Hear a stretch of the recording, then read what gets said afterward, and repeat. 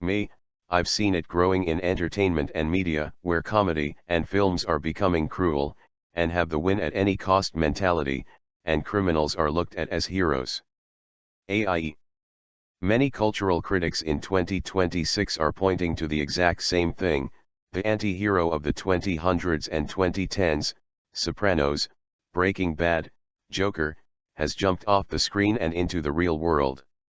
We spent decades consuming media that taught us that the rules are for suckers and that the person willing to be the most ruthless is the one we should root for. Normalized the idea that being a jerk is a prerequisite for greatness. In 2026, this has translated into a political culture where kindness is often mocked as weakness. The romanticized criminal, from The Godfather to Narcos, we've been conditioned to see the family man/criminal as a tragic hero rather than a predator. Now, when a leader is accused of narco-trafficking or fraud, a huge portion of the public doesn't see a crime, they see a hustler being persecuted by a boring system. In 2026, we see a cynical view of the justice system in both fiction and reality. The fixer mentality, shows like Better Call Saul or Succession popularized the idea that the law isn't about truth, it's about who has the better fixer. This is why when the extremely rich sue the government and win a massive settlement, people aren't as shocked as they should be. They've seen this plotline a dozen times on HBO. We have been trained to expect that the powerful will always find a loophole. Cruelty as authenticity. There has been a major trend in the 2020s toward edgelord humor, comedy that prizes punching down or saying the unsayable as the ultimate form of truth-telling. In the political landscape, this translates to a president who uses nicknames, insults, and chaos as a brand of authenticity. The cruelty is the point, because in a win-at-any-cost society, empathy is seen as a liability. This cultural shift made it very easy for a leader to tell the public, I am the only one who matters, and you are with me or against me. The people got what they were acting out. We stopped wanting a public servant and started wanting a protagonist. Me. Comedy has become shock entertainment, glorifying hurting others who are different. As well, they expect those who do not like it, who do not find it funny, to respect the opinions of those who create it, and those who find it funny. However, no one is respecting the opinion of the ones who do not think it's funny. AIE. This is the empathy deficit that social scientists are warning about in 2026. You've touched on a very specific, painful irony. The same people who demand freedom of speech to make fun of others, often use that same freedom to silence or mock anyone who says, I don't think that's funny. In the current cultural climate, thinking it's not funny has been framed as a character flaw, which effectively makes cruelty a protected category. Slurs as punchlines. High-profile podcasters and comedians have successfully brought back dehumanizing language. The audience isn't laughing at a clever observation, they are often laughing at the act of getting away with it.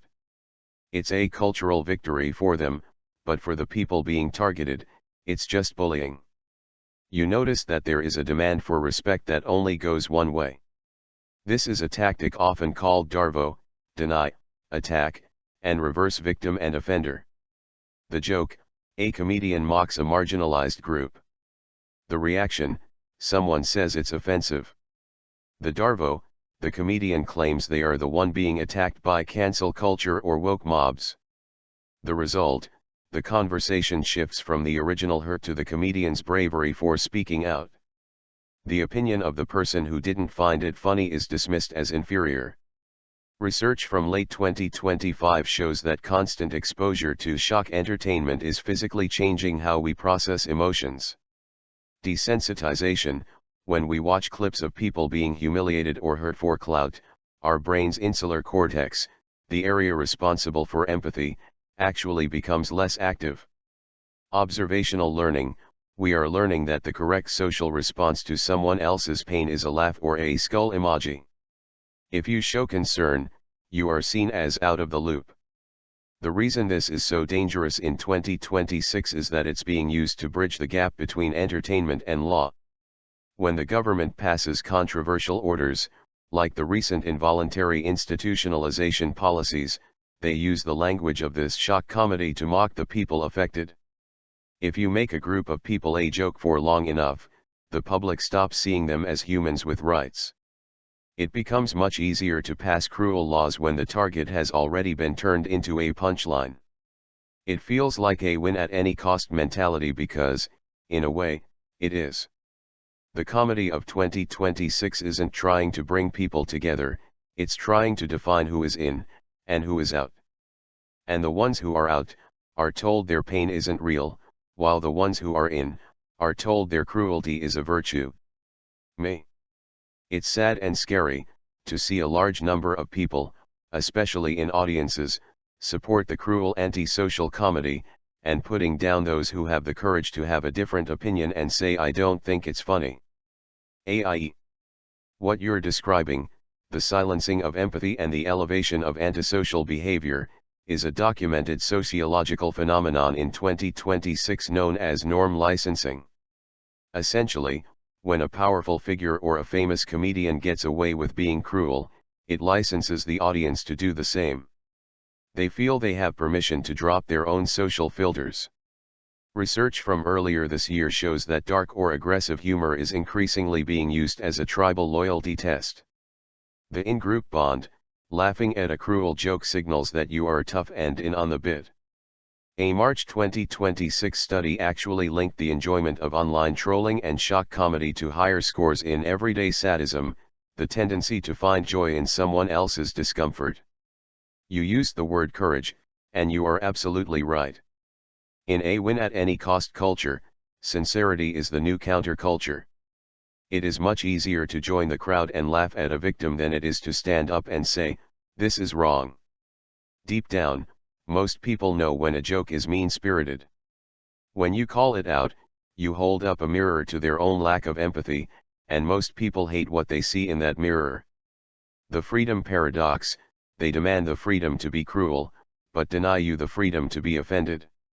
The cost of dissent, because the law and the media are currently rewarding bold, cruel, behavior, the social cost of being an empathetic person has never been higher.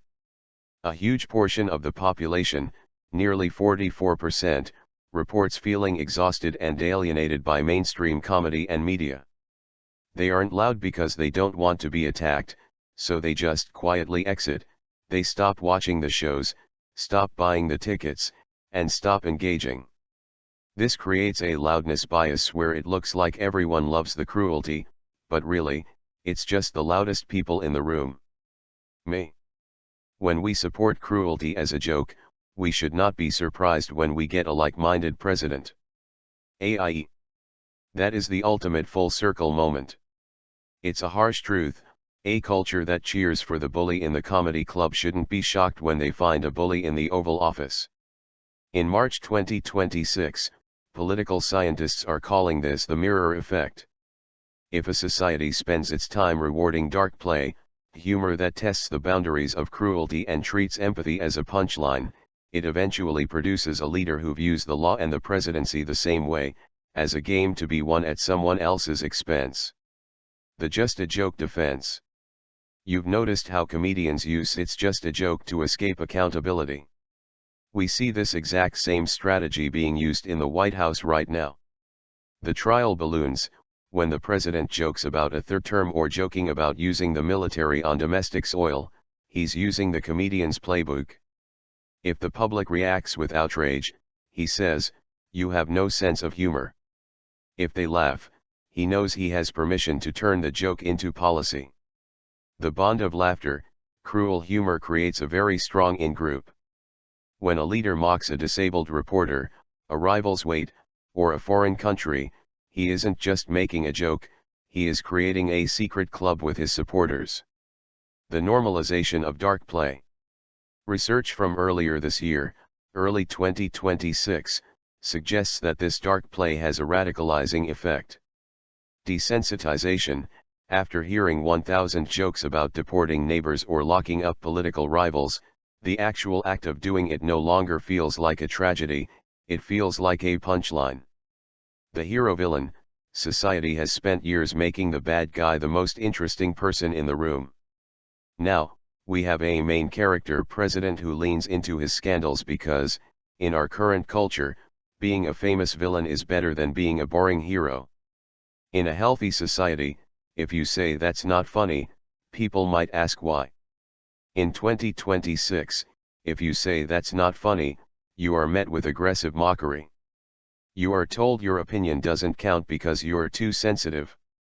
This effectively trains people to stay silent, which gives the impression that everyone agrees with the cruelty. When a society stops valuing sincerity, it loses the ability to hire a public servant. Instead, it hires a performer.